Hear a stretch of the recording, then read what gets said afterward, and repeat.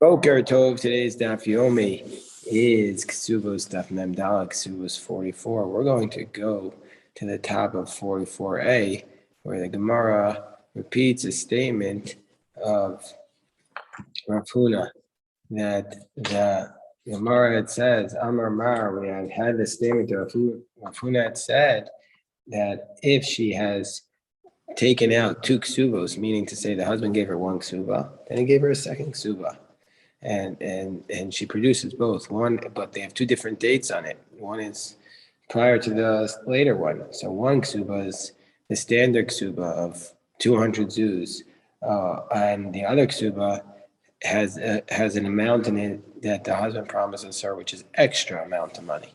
Let's see, 300 zuz. So Amar Mar on top of 44a, 3 lines to the top, Rav Huna states,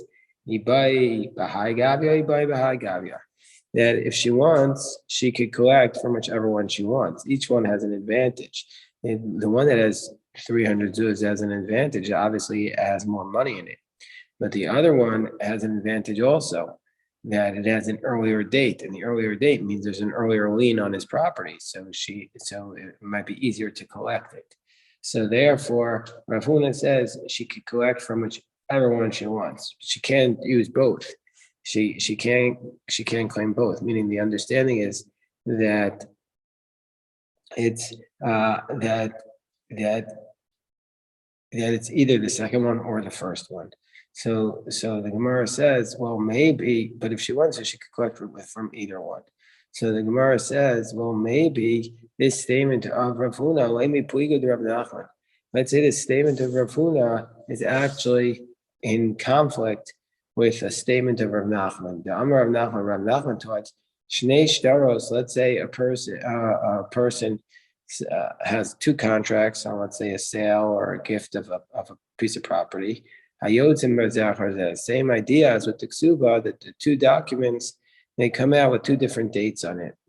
So then Rav Nachman says, Bitel Sheni as Harishon. The second one nullifies the first one, and the first one is no longer a valid contract, and only the second one is a valid contract. So that's what Rashi says we're talking about, is that we're talking about a field that was either sold or given, and Reuven wrote to Shimon one contract was in, let's say, Nisan, and the other contract was 2 months later in Sivan. So then, under those circumstances, the second one says, I'm not going to nullify the first one. And so why is that relevant? Let's say he wrote an achrayus. He wrote a guarantee. He wrote an insurance policy. And basically almost that was the norm for documents. And as a result of this, people came and they took Shimon's property because they said, Reuven wasn't allowed to sell it to you. We had a lien on his property. He couldn't sell this field to you. And so now they want to come along, and now Shimon says, I had a warranty, I have insurance. I want to come back and collect all the properties you sold subsequent to the sale you sold to me, because all that really belongs to me. So we're going to say that it's only from the second date and not from the first date. And so the Gemara is saying that Rav Huna must be in conflict with Rav Nachman. Why don't we say that the second ksuba has nullified the first ksuba? Because basically what the woman has done is she has said, my lien on the first ksuba is no longer there. I'm now saying the lien is from the second ksuba. So that's why the Gemara wants to suggest that Rav Huna is in conflict with Rav Nachman.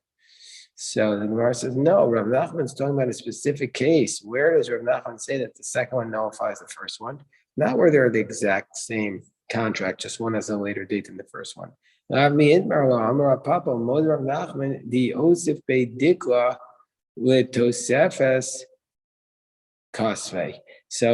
Rav Papa says, yeah, Rav Nachman himself would admit that if the second contract has in it an additional item like a palm tree, then the second contract is not coming to nullify the lien of the first contract, but rather what it's coming to do is it's coming to add on to it, this palm tree. And so therefore you have both entities where the second contract adds on, then both contracts are valid. The first one is the lien, and the second one is adding on the more items in the contract. So therefore, hachanami osifwe midi. And so therefore, where he says in this contract where one ksuba was 200, the other ksuba was 300, Rav Nachman wouldn't say that the second ksuba nullifies the first one. He would say that the second ksuba was adding on the extra 100, and so therefore there's a lien on 200 from the first ksuba, and the extra part is from the second ksuba, and so therefore Rav Nachman and Rav Huna are not necessarily in conflict. So Gemara says, Gufa, let's now analyze Rav Nachman's statement. Rav Nachman shnei shtaros hayotze mizach hazeh bitel sheni es harishon. Two contracts that come out, and the second one is a later date than the first one. The second one is nullified the first one. So Amar Papa Rav Nachman the Yosef Beidiko to Sefes Kasvei. Nachman admits that if he added something in, he wasn't nullifying the lien of the first one; he was just adding in this extra document. So the Gemara says, Pshita, it's very obvious that Rishon b'mechar v'sheni b'matana v'yafos kocho the kasavei. It's very obvious that if the first contract, if the two dates of the sale or the gift that Rav Nachman was referring to, if the first one was a sale and the second one was a gift, then the second contract is actually adding something to it. And so therefore they're not just the same. Because the second contract is liyafos kocho the kasavei mishum dina de bar metzra. The reason why he's gifting him doing the contract the second time as a gift, because he wants to strengthen the position of the second person with respect to the law of bar metzra. The law of bar metzra is that if you have a bunch of fields and that one of the fields borders your neighbor, that you can't sell your field to a different person without giving your neighbor the right of the purchase it. So therefore, the neighbor could have said, I could take you to Beis Din because I have the deed of the bar mitzvah. I want to buy this adjoining land. But if it was a gift to the other person, then you'd be allowed to give it as a gift. And so therefore, that's why in the case where the second contract is just giving it as a gift, it's not nullifying the lien of the first one that you're saying now. I'm giving it to you as a gift so that you're exempt from the laws of bar mitzvah.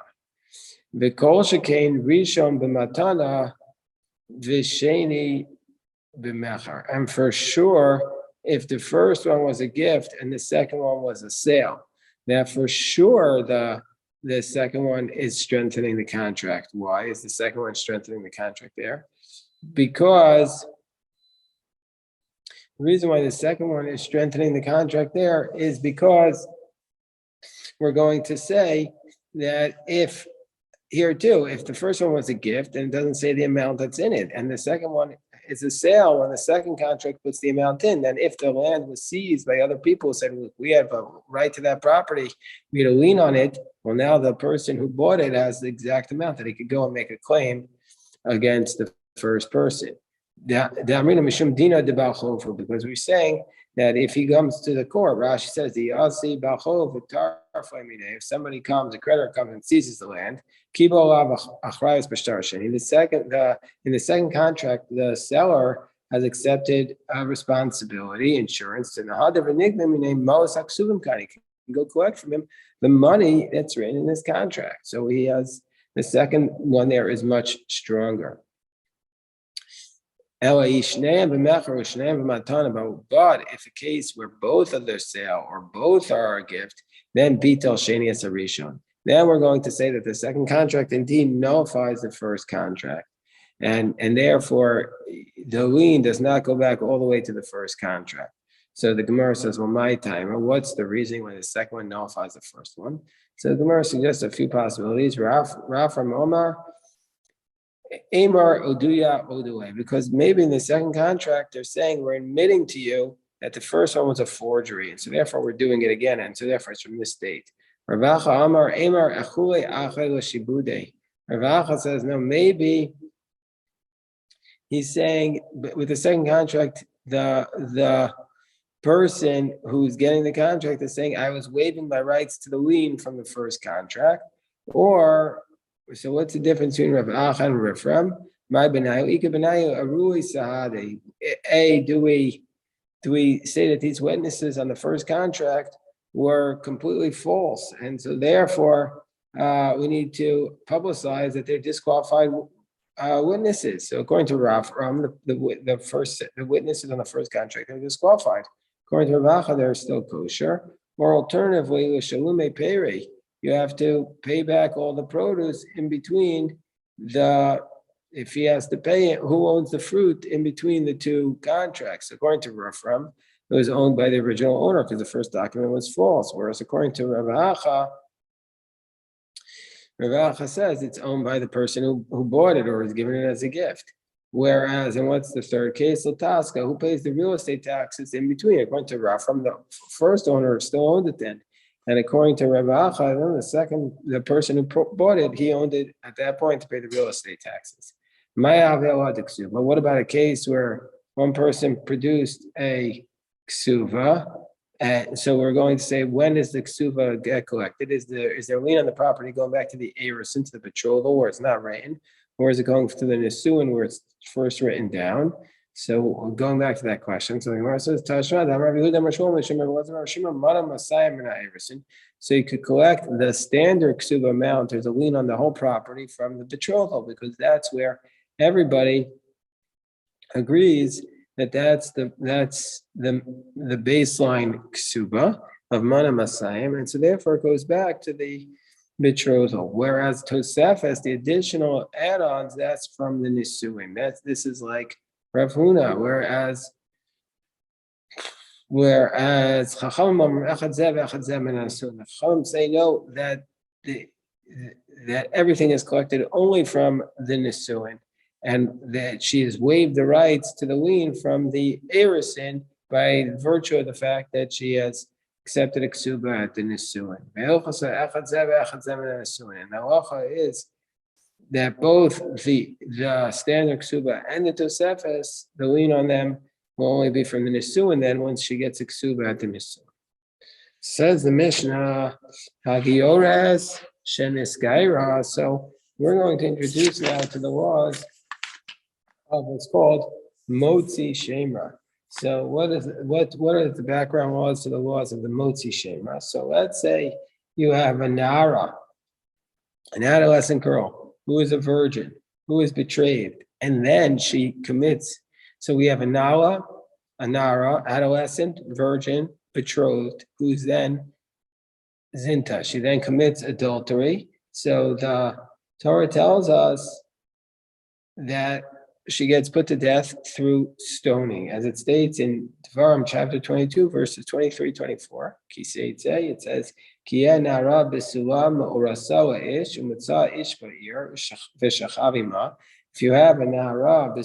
if you have a virgin adolescent betrothed to a man, and she's found in the city, and a man finds her and he sleeps with her, you take both of them out to the gate of the town, and you stone them to death. But that's only where there were witnesses. You need witnesses to this effect that she did this while she was betrothed. But if she became fully married and then the witnesses came and said she was adulterous while she was in Arusa, then the law is she is not stoned at the gate to the city, then she's stoned by her father's house. Because it says, so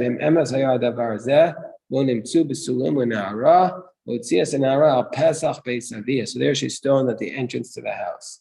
Now, the law that she's stoned, that's only by what's called a Nara Arusa. But if she was fully married, then she gets a different form of death. She gets chanek, she gets strangulation. So what's the law of the Motzi Shemra? The law of the Motzi Shemra is, let's say her husband, after she gets fully married, comes forward to the court and he claims that while she was betrothed, she was mizana, that she was adulterous. And the husband brings witnesses to say that she was adulterous while she was betrothed. And if it would have been correct, if his claim would have been correct, indeed, she would have gotten stoning. However, let's say they're false witnesses. So the false witnesses, they get punished like being Eidim Zolomim if they were false witnesses, if they're proved like Eidim Zolomim. But the husband, if they're proved that they're false witnesses, the husband has to pay the father of the girl 100 selah, and he also gets lashes, and he's also never allowed to divorce her. That is the law of the Motzi Shemra. So that's what our Mishnah is going to be discussing.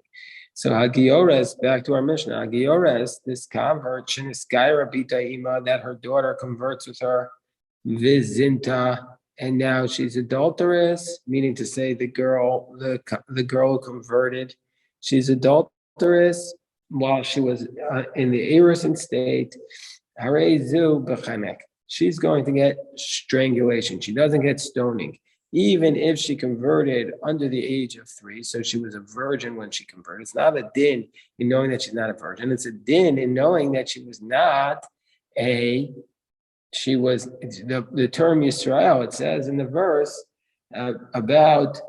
it says in the verse, Kihotzi Shemra B'sulas Yisrael, that this man had brought out a libel against Isha B'Yisrael, and since she converted, even though she's 100% a Jew, she has different laws, and the law is that the law of the Motzi Shemra does not apply to her because she was not born Jewish. So, and also in addition to that, we don't apply the verse Ein lo Pesach Beis Ha'av. We don't bring her to the father's home because since she converted, then we were saying halachically she does not have the father. In addition to that, the husband who makes his accusation does not pay the 100 selah fine. But let's say let's say she was conceived before her mother converted, but now her mother's converted after her mother converted, and then she was born. So then we're going to say she gets this stoning, and Gemara is going to explain the source of that idea. But she's still not brought to her father's home to be stoned, and also doesn't pay the 100 selah. Let's say she was conceived and born as a Jew. Well, then she's like a Jew for every matter. Let's say she has a father, but she doesn't have an entrance to her father's home to be stoned. Like, for example, her father doesn't have a house. Let's say he's a homeless man. So then under those circumstances, or let's say she has an entrance to her father's home, but she no longer has a home. So then under those circumstances, then we're going to say that she gets the stoning to death because this whole concept of a Pesach Beisav was always said for a mitzvah, for an ideal way to do something, but it's not a requirement. So the Gemara says, Minani Mili, where do we know this? Where do we know what? So Rashi tells us, where do we know that if she was conceived before she was Jewish and she was born as a Jew, that she still gets skila, like the din of a Nara Murasa who is Zinta? Like the din of the betrothed girl who is adulterous. Where do we know that? So Amar Reish Lakish, the Amar Kra, Reish Lakish says we're going to base this on the verse. It says Umeisa. It says in the verse, Utzi'u el esanara pesach besavios galuha anche ira bavanim umeisa, and then she dies. It says L'rabos harasa shalom b'ktusha. So what do we learn from here? From the fact, and she dies, this comes to include the horasa, where she was conceived not in a state of holiness, and she was born in a state of holiness, that she gets stoned under those circumstances. Well, if that's the case, that she's getting stoned like the din of the Nara Murasa, who is adulterous, so we're saying the law of Motzi Shemra applies. So that's the case. The father should also get lashes, and the husband should have the law of the Motzi Shemra, of the libelous person placed upon him, and he should pay the lashes, and he should get the lashes, and he should pay the 100 selah. So Amar Kra, it says in the verse, Umeisa, and she dies. And so therefore, this word umesa, once they stone her, we already know she's going to die. So why does it say it stones her? It's telling us that when we say that she bears some similarities with the Nara Murasa, that's all with respect to death, that they both get stoning. But the knas to the father, to the husband, does not apply. Where it says, or maybe the pasuk is coming to tell us that if she was born Jewish and conceived Jewish, she's the one who gets stoning by skila, if her mother was a convert. Gemara says, no, ahi Yisrael is mal yasahi. No, if she was conceived while her mother was a Jew, then she's completely a Jew. And we don't even need anything. The law of Nara Marasa applies there. Maybe it's coming to tell us that, let's say she was born and conceived and born before she was Jewish, and then she was adulterous, that she's going to get this stoning. Maybe it's coming to include that case. No, Im came be Yisrael Maya anyway. No, then what does the word Yisrael come to teach us? Yisrael comes to teach us it only applies to a person who was born Jewish. So in order to be stoned, she needs to for sure have been born Jewish, but she needs to have for sure been born Jewish. So that's why we're saying that the word Mesa is telling us that if she was conceived while she wasn't a Jew and born as a Jew, she gets stoning, but the law of Motzi Shemer, what the husband has to pay, does not apply. Amar Biosi Bar Chanina, Hamotzi Shemer al Yisoma Pater, that somebody who comes forward, this husband, and he makes a claim that this girl who doesn't have a father was adulterous, then he is going to be exempt. If his witnesses are turned out to be liars, we're not going to give the husband this punishment of 100 silver coins. We're not going to make him pay the 100 mea kesef. Because it says he has to give to the father of the girl the 100 silver coins, which means this comes to include it comes to include this case where she has no father, so therefore he doesn't give the 100 silver coins. Rabbi Yossi Bar Zvida, it says, what are you talking about? It says about the din of the mefata, the din of the seducer. It says the ima'en avia. It says if the father does not want to give her to her seducer as a wife, then the seducer has to give the 50 shkalim. So, but using an extra language of ma'en yima'en, that comes to include l'rabos yisoma, that even if she doesn't have a father, that he has to pay the knas. That the seducer has to pay the penalty. Divrei Rabbi Yossi Aglili, and that's the position. Divrei Rabbi Yossi Aglili, that's the position of Rabbi Yossi Aglili. So we see from here that even if the girl doesn't have a father, the knas still applies. So too by the Motzi Shemer, the knas should still apply. So that was a question that was asked by Rabbi Yossi Bar Av and Rabbi Yossi Bar Zvida, who most of Abu Mefarikla. So he raised this question and he answered it, and he says, and his answer is, hold on one second. Hold on one second.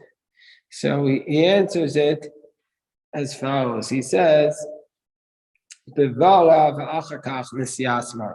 refers to a circumstance where he had the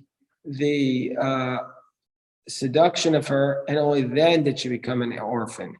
Meaning to say that under those circumstances, that since at the time of the onus she had a father, that's when he's liable to do the knas. But if she was a complete orphan at that time when he seduced her, then he would be exempt. So too, if he was libelous upon her and she had no father whatsoever, then it would also be exempt. Rabba Amar Chayev. Rabba says, no, if you are libelous against the orphan girl, the husband would have to pay the money. Why? Mimai meditani ami, from the fact that Ami taught Besuas Yisrael, below Besuas Gerim. Because it says that Ami taught that the Brisa says Kioti Shemar Besuas Yisrael. This implies that it has to, that when do you pay the money? If she's a virgin of Israel and not a virgin of converts. Now, Iyamr, meaning say if she converted, he doesn't pay the libel. Now, Iyamr is Bishlama Ki Agavna. If you want to say that that if it would be in this specific case, be Yisrael Chayev. Now, if you want to say in this case where she has no father, he would have to pay. Well, that makes sense now, says Rava. Then that's why we need a verse to tell us that, yeah, if she's an orphan girl, you have to pay. But if she's a convert who has no father, technically, because all the converts are considered to be halachically like orphans, then we're going to say the same thing, that we need a verse to tell us that for an orphan girl you're liable, but for a convert you're not. If we're saying that every Israelite who doesn't have a father is exempt, then Hash to be Israel Pater. Then since if she was not a convert and she just doesn't have a father, you're exempt. Then begerimi by, why do you have to tell us the law of the convert? The convert also is considered to not have a father. So now Reish Lakish says somebody who's motzi shemra is the libel on a minor girl, you're exempt. But it says v'nasnu avia na'ara. It says in the verse, and they shall give it to the father of the na'ara. V'nasnu avia na'ara, and they shall give it to the father of this adolescent, and there the Nara is written with a hey. Nara male di barakasov. The Torah is written, this word Nara with a hey. Generally speaking, in the Torah, the word Nara is written Nunayin Reish without the hey. And here it's written with a hey to tell us that it does not apply to a minor girl. And so therefore, Reish Lakish says somebody who's Motzi Shemer on the minor is exempt. Why do we say it's exempt? Only because it's written with a hey. You mean to say we're not the case? If it was written without the hey, I would say even a minor girl, the laws of Motzi Shemra apply. But Haksivim emes hayadav arzeh onim tu besumu nara votziu es nara pasal pesavius kalua. But it says that if this Nara was really adulterous, we take her out and stone her. And if you want to say it applies even to a minor girl, Kitano Avas Onchini, if she's really a minor, she doesn't get stoned, she doesn't get the punishment. So rather, what's it telling us? It's saying in this case, it refers to a Nara. Nara. In this case, it's referring to a Nara, to an adolescent. But Kol Makom Shenemer Nara without the hey, anytime it just says the Nara without the hey, Afilo Kitana B'mashma, it would imply that it also, all these laws apply. It's just by the Nara Murasa, who's Motzi Shema upon her, that would say she needs to really be a adolescent. But generally speaking, when it's written without the hey, it means a minor girl. Okay, we'll stop here for today's daf. If anybody has any questions, I'm happy to address them.